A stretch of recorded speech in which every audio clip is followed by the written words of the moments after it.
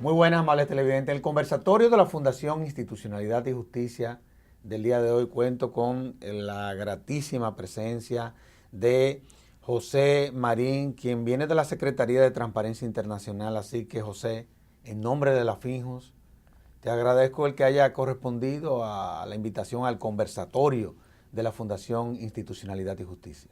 Muchísimas gracias por la invitación. La verdad es que es un gusto estar aquí acompañándolos hoy día. Tú manejas mucho en Transparencia Internacional todo lo que tiene que ver con la integridad en la administración pública. ¿De qué es de lo que se trata? Así es, desde el secretariado, nosotros lo que hacemos en Transparencia Internacional es promover la integridad en el sector público, en la administración pública, a través de distintos componentes. Principalmente son la participación ciudadana, pero para eso se necesita, un componente necesario es que exista la transparencia, ¿no? Claro. Y esto nos lleva después a la rendición de cuentas. Este es como los tres pilares que nosotros encontramos importantes para poder promover que en la administración pública sea eficiente, efectiva, responda a las necesidades de la ciudadanía y lo hagan de una manera íntegra y libre de corrupción. Pero parecería que la transparencia es como... hay que iniciar programas de formación como para que la gente entienda de qué es de lo que se trata, y me explico. Históricamente los estados rechazan la transparencia. Y no es fácil, por ejemplo, para una institución como Transparencia Internacional, diseñar políticas que puedan contribuir a que los estados lo sean. ¿Cómo ustedes han podido lidiar con los estados como para que los estados acepten las políticas que muchas veces o las recomendaciones que desde Transparencia Internacional se les hacen? La verdad es que es un reto interesante, es un reto la verdad muy bonito, pero tampoco es un reto que no es alcanzable. En los últimos, a lo mejor 20, 30 años en las administraciones públicas sí ha habido un cambio en la mentalidad de cómo debería ejercerse el quehacer público. Igual 30 años atrás el tema transparencia no era algo que formaba parte de la función pública, por Claro. decirlo de alguna manera.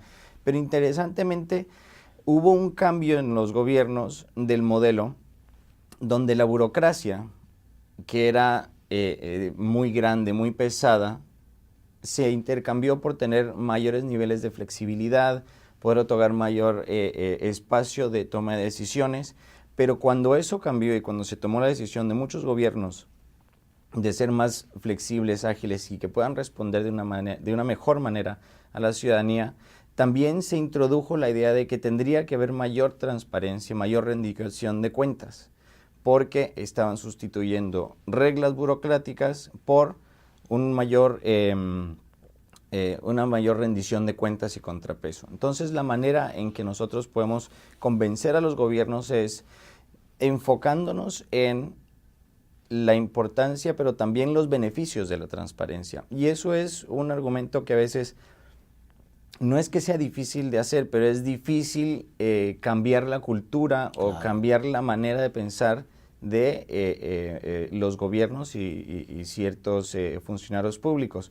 Lo interesante es de que una vez se dan cuenta de los grandes beneficios de la transparencia y la rendición de cuentas, que al final del día les hace el trabajo más fácil, puede reducir la burocracia, pero a la vez permite que los ciudadanos participen en la definición de qué es lo que quieren de su gobierno y cómo llevar a cabo su país. Entonces, todo el trabajo que nosotros hacemos es dar recomendaciones, pero lo más importante es poder entablar un diálogo con los gobiernos. Claro, claro. Y a través de este diálogo es que uno puede informarles sobre los beneficios y darles recomendaciones puntuales de cómo se puede llevar a cabo un proceso para transparentar y para hacer un gobierno libre de corrupción y que sea responsable de sus actos. Y bueno, así es como lo hacemos. No, claro. Ahora, generalmente todos estos conceptos se fundamentan sobre la base de principios. Uh-huh. ¿En qué principios se sustenta, por ejemplo, la transparencia? digamos desde la administración? Hay varios principios y hay varias lógicas detrás de la transparencia. Una de ellas es que es un derecho Claro, humano, claro. ¿no? Y eso es algo que no se puede negar en el sentido que los gobiernos están formados por personas que son elegidas por la ciudadanía, por la gente normal. Entonces, ellos son responsables y todo lo que hacen dentro de la administración pública pertenece a los ciudadanos, por varios motivos. Uno, porque se les eligió para que lo representaran. Claro, claro. Dos, porque los impuestos que son el salario de los funcionarios, las sillas, las mesas de las oficinas de los funcionarios, todo eso pertenece a la ciudadanía. Entonces, dentro del contrato democrático, lo que encontramos es que los que gobiernan, por decirlo de alguna manera, en verdad son empleados de nosotros, de los ciudadanos. Entonces, por ahí la relación es bastante ¿no? directa, de responsabilidad y de ser transparente ante la ciudadanía. Muchas veces el modelo político, por ejemplo, en el caso de la República Dominicana, nuestro modelo político se sustenta sobre la base del clientelismo. Pero cuando tú te vas, por ejemplo, a desglosar cuáles son los componentes del clientelismo, tú te encuentras con que fundamentalmente son dos: la miseria y la ignorancia.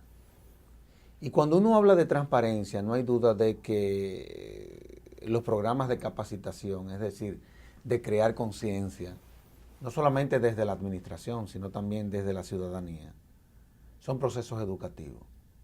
¿Cómo ustedes han podido lidiar con una realidad que no solamente es propia de la República Dominicana, sino de muchos países del área?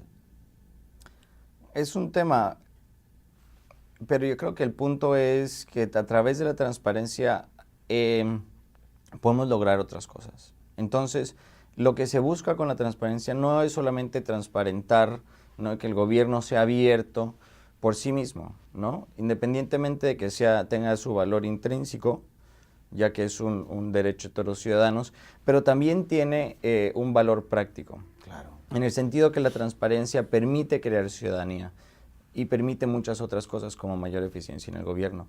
Entonces, el punto de la transparencia y como te refieres a crear conciencia y cultura, esos son procesos de largo plazo. Entonces, la manera o la visión que tenemos a través de los capítulos de Transparencia Internacional como Poder Ciudadano aquí en la República Dominicana es la constancia, es el trabajo de ir transparentando, de ir cambiando la manera que se relacionan los ciudadanos con sus gobiernos, pero también el empresariado, porque todos somos ciudadanos. Entonces, las relaciones que nosotros podemos ver tanto de gobiernos, ciudadanos y empresariado están cambiando y han ido cambiando en los últimos 20 años. Entonces, la visión de Transparencia Internacional es de que a través de la transparencia, mayor información y la rendición de cuentas, podemos ir generando, podemos ponernos en un camino en donde podamos estar libres de corrupción y que los ciudadanos, tanto como ciudadanos mismos y como dueños de empresas, o como consumidores de empresas, o como consumidores de servicios públicos, puedan convivir en un mundo sin corrupción. Yo estoy insistiendo tanto con el tema de la transparencia porque parecería que es inclusive hasta un concepto filosófico. O sea, cuando tú te vas al conocimiento, sobre todo al que nos ha tocado a nosotros, esta visión moderna de verlo todo, muchas veces da la impresión de que en todos estos procesos de formación ha faltado transparencia. Es decir, el hecho de que ya la filosofía se ha separado o la han separado de los procesos de formación, parecería que vamos a tener que volver a Aristóteles, a Platón de nuevo, a los fines de como llenar todo este contenido de la esencia fundamental yo diría que de todo lo que uno hace en la vida. Pero tú hablaste de algo que es interesantísimo y mencionaste el gobierno abierto. A mí me gustaría un tanto como para que los televidentes entiendan de qué es de lo que se trata. ¿Cuáles son los pilares del gobierno abierto o de todo gobierno abierto? Sobre todo porque nosotros somos parte de unas redes de gobiernos abiertos, somos parte desde el año 2011 de que nuestro gobierno vaya en esa dirección. ¿Cuáles son los pilares del gobierno abierto? Bueno, regresando a los temas que estábamos hablando, los pilares del gobierno abierto son la transparencia, la rendición de cuentas y la participación ciudadana. ¿Y cómo, por ejemplo, el ciudadano conecta con el gobierno? Porque yo pienso que ahí la tecnología tendrá que jugar un papel fundamental. La tecnología sí juega un papel fundamental para conectar al ciudadano con el gobierno, pero no es la única forma. Y de hecho, muchas veces lo que pasa es que la tecnología nos facilita esa relación para crear estos puentes, y más ahora con toda la tecnología que hay, que de cierta manera es mucho más accesible de lo que era antes. Pero esto ocurre en ciertos países y no en todos. En otros países las personas no tienen acceso a Internet de una manera tan fácil. Y sin embargo, la falta de esta tecnología no necesariamente ha sido un impedimento para que los ciudadanos se puedan integrar más a el proceso de decisión de políticas públicas o de prestación de servicios públicos. Ahora, lo bueno de la tecnología es que si existe una base, y esto es muy importante, si existe una buena base en términos de información que se le puede prestar al ciudadano a través de las plataformas tecnológicas, y que exista también por atrás algún mecanismo de respuesta o de escucha por parte del gobierno a través del cual los ciudadanos pueden comunicarse por la tecnología de información, entonces ahí sí se puede dar un diálogo y sí se puede ver la participación.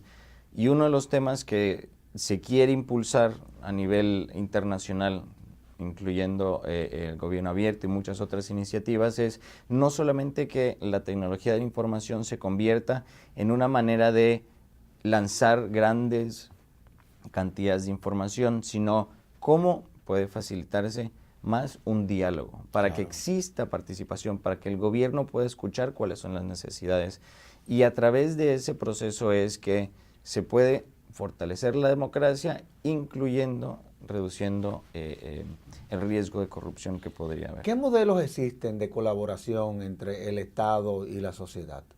Existen muchos modelos de colaboración, la verdad, y depende mucho del proceso de gobierno que estamos hablando, por ejemplo. Entonces, en distintas áreas pueden haber distintas maneras de participar en el gobierno.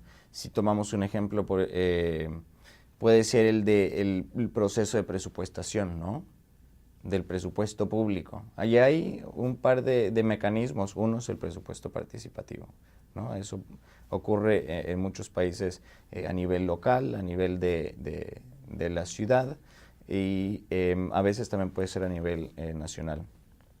También siguiendo con el tema de finanzas públicas y el presupuesto, hay ciertos países que tienen mecanismos para que los ciudadanos puedan avisar, por ejemplo, a la Auditoría Superior del país sobre a lo mejor algún caso de riesgo de corrupción que debería de investigar.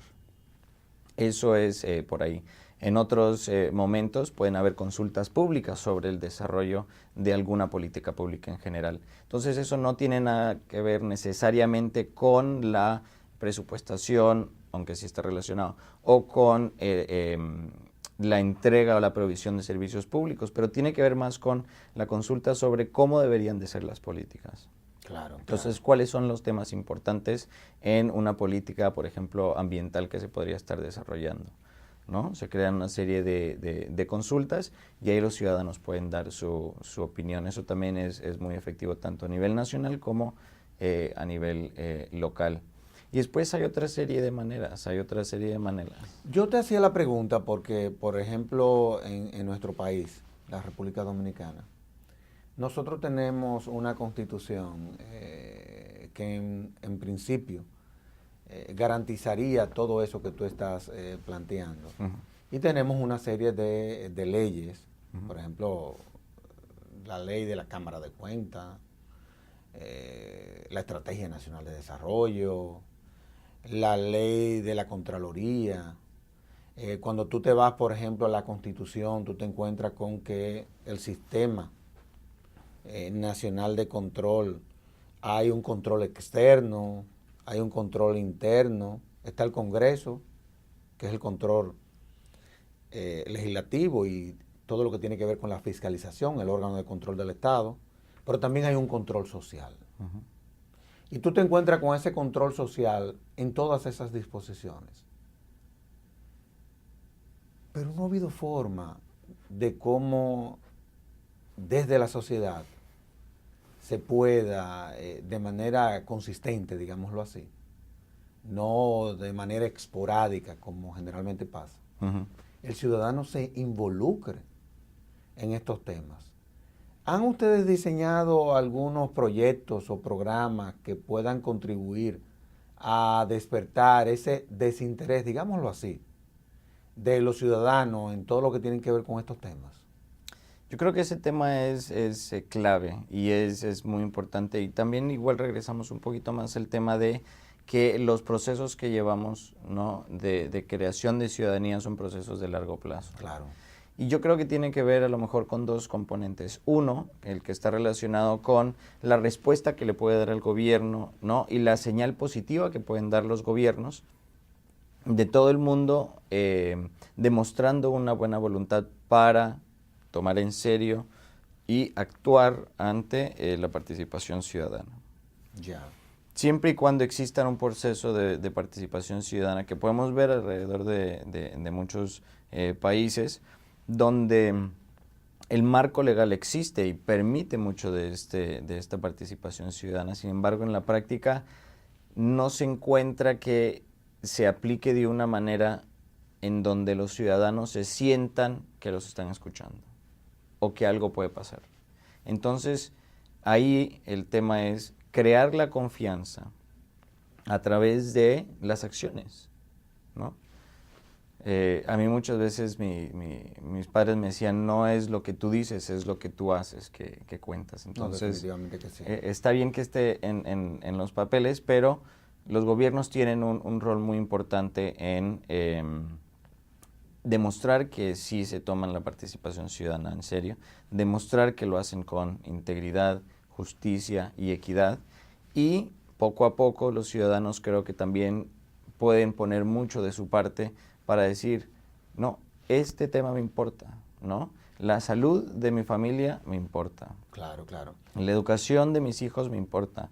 Y saber que, aunque a veces la lucha es dura y es cuesta arriba, es algo que tienen que hacer y retomar el control, ¿no?, de las políticas públicas. Entonces, va por los dos lados, creo yo. Yo te hago la pregunta porque recientemente en el país, como política pública, el presidente de la República ha creado comisiones de veedurías y la gente